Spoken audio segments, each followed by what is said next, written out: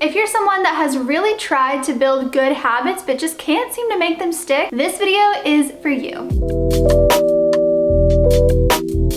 What's up guys, it's Michaela, and today I really want to talk about how to build good habits. So I have been rereading Atomic Habits lately and I am absolutely in love with this book. This is probably one of my top 5 books ever. His are very actionable, they're very simple, and you can literally implement them right now. This is by no means the entire book. These are just some nuggets that are in the book. If you haven't read the book, I highly recommend reading it because there's so many gold nuggets within here that will seriously help you change your life and build really great habits that stick. But just like the title, we want to focus on small, consistent changes. I think what happens a lot of the times when people try to implement good habits, they go from 0 to 100 and they burn out. So we need to just focus on small, consistent changes that actually last. And he says that habits are the items of our lives. So each habit that we have will contribute to our overall improvement. So my very first tip is to focus on just being 1% better every single day. If you were to do this for the entire year, by the end of the year,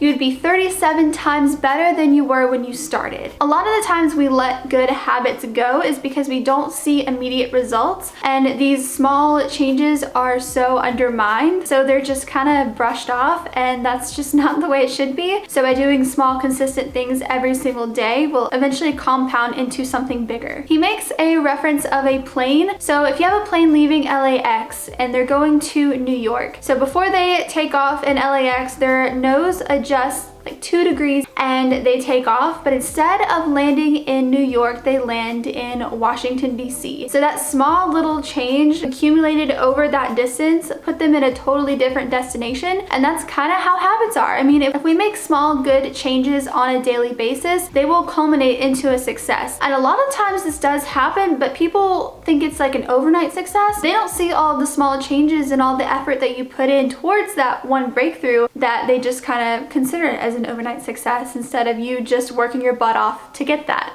We just have to understand that success is a product of our daily habits, not once in a lifetime transformations. James Clear said it himself. He says that your outcomes are a lagging measure of your success. So you can make all of these small incremental changes and you may not see the results for a little bit, but you have to know that every time you do that one small thing, that you're just one step closer. This next tip I am sure that you have heard everywhere, but it's because it really does make a difference, and that is focusing on your systems and not your goals. Think of your goals as the destination and your systems are the different routes that you can take to get there. He made the point that goals are only a momentary change. So you can bust your butt to get to a certain goal, you can achieve that goal, but if you didn't have a system in getting to that goal, you're gonna get there and be like, okay, what do I do now?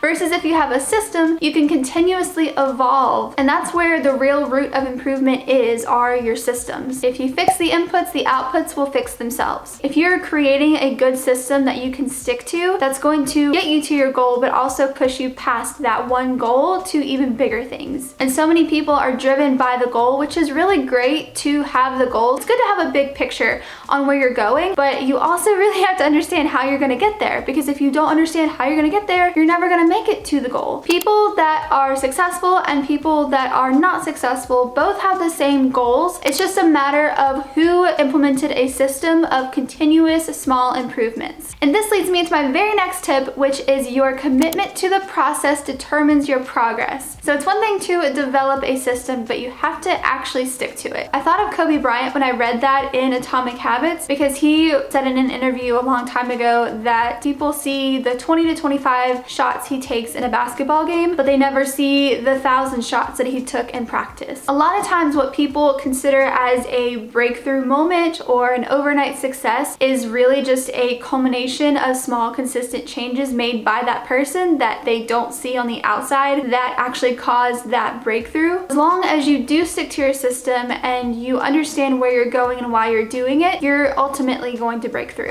This next tip is one that I personally struggle with with quite a bit, and I'm in the process of really trying to be better at this. And I haven't done this before, and I think that that's why some habits that I've tried to implement didn't last, and that is setting out for an identity change. No matter what your goal is, whether it's becoming wealthy or building a certain business, you have to really become that person that has those things. Your behaviors and everything that you do are a reflection of your identity and what you think of your identity. You use your habits to embody the identity that you want to become. You just really have to ask yourself and decide what type of person that is, and then set out for small wins into becoming that person. So the next tip that he gave in Atomic Habits that I just absolutely loved was making the unconscious conscious. So a lot of us do have some habits that we don't even realize that we have. We've just done them so many times that it has become just automatic. So there's 4 different stages of a habit. There's the cue, craving, the response, and the reward. This whole process can happen within seconds, even milliseconds, and you don't even realize it. So it really helps to make a habit scorecard. So he explains that if you go through your routine or you go through your day and write out exactly what it is you do. So if you wake up, scroll through your phone, make your bed, you brush your teeth, drink a glass of water, write out every habit that you do and everything that you do, and then write a plus, minus, or an equal sign next to it. So the plus is that it's a good habit. A minus is it's a bad habit. So like scrolling on your phone when you first wake up, we'd put a little minus next to that. Or if it's an equal habit, it's neutral. It's not good or bad, it's just something that you have to do, then just put a little equal sign next to it. And it just really helps you become aware of how you're spending your time and exactly what it is that you're doing so automatically on autopilot that you don't even realize it anymore. And our environment is set up with so many different cues that our brain just processes them so quickly. If we're able to bring it to our conscious attention, we can actually do something about it and see what it is exactly we're doing and why we aren't where we want to be. He says the 4 ways to build a habit is to make it obvious, make it attractive, make it easy, and make it satisfying. And if you're lacking in any of those 4 stages, then a habit is not going to form, and the reverse is applicable. So if you want to break a bad habit, you want to make it hard to do, you want to make it non-obvious, you want to make it unattractive, and you want to make it unsatisfying. So the next tip that I read in here that I really loved was to have a plan of when and where you will do the habit. So he calls this implementation intention, and the equation is I will insert behavior at insert time in insert location. This just helps you stay focused, and it gives you clarity as to when this habit will happen. So his example was every time that he went on lunch break, he would do push-ups next to his desk. When he first set out to do this, he wasn't very specific, so he didn't know whether to do it before he ate lunch or after he ate lunch or where exactly he was going to do it. So he actually changed what he was saying, and he said that when he shuts his laptop at lunch, he would do his push-ups next to his desk. So he gave himself a cue, which is shutting his laptop, a time when he goes on his lunch break, and a location, which is doing them right next to his desk. So my very last tip that I wanted to share with you is don't put off your happiness until you reach your goals. Be happy where you are now, even if it's nowhere near where you want to be. If you're falling in love with the process, as cheesy as it sounds, I feel like everyone says that, but it's so true. You seriously do have to fall in love with the process so that you stick to it and can make those small improvements every single day, get those small wins, and then you ultimately do break through into this success that you were striving for. Please don't wait until you have whatever it is you're working for to be happy. Be happy now, because I promise you, even if things seem sucky, there are things in your life to be grateful for and people to be grateful for. And knowing that every time you do this small habit or this small thing every single day, that you're one step closer to that dream. All right, you guys, well, that is going to wrap up today's video.